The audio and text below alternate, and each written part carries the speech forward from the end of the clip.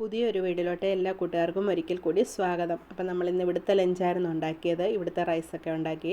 അപ്പം അത് ചെറിയ അരി, പച്ചരി പോലത്തെ ചെറിയ അരി കൊണ്ടാണ് ഉണ്ടാക്കിയത്.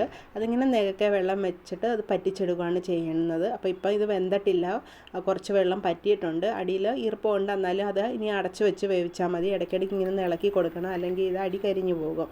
അപ്പോൾ നമ്മുടെ റൈസൊക്കെ നന്നായിട്ട് വെന്ത് വന്നിട്ടുണ്ടായിരുന്നു. അതും പിന്നെ ഒരു പ്ലേറ്റിലേക്ക് കുറച്ച് റൈസ് എടുത്തിട്ടുണ്ട്. പിന്നെ ഡാൽ കറി വെച്ചിട്ടുണ്ടായിരുന്നു, ഡാൽ കറി ഒഴിച്ചിട്ടുണ്ടായിരുന്നു. പിന്നെ മട്ടറും ഫ്ലവറും കൂടെ വെച്ചിട്ട് ഒരു ബാജിയും കൂടെ ഉണ്ടാക്കിയിട്ടുണ്ടായിരുന്നു. അപ്പോൾ ഡാൽ കറിയുടെ കൂടെ എന്തെങ്കിലും ഒരു റെഡ് കളറിൽ ഇതുപോലെ സുക്ക ബാജി ഉണ്ടെങ്കിൽ അത് നല്ലതാണ്. പിന്നെ കുറച്ച് മുളക്, എരിവില്ലാത്ത മുളക് ഫ്രൈ ചെയ്തിട്ടുണ്ടായിരുന്നു. പിന്നെ അച്ചാറുണ്ടായിരുന്നു, കുക്കുംബർ എടുത്തിട്ടുണ്ടായിരുന്നു, പപ്പടവും കാച്ചിട്ടുണ്ടായിരുന്നു.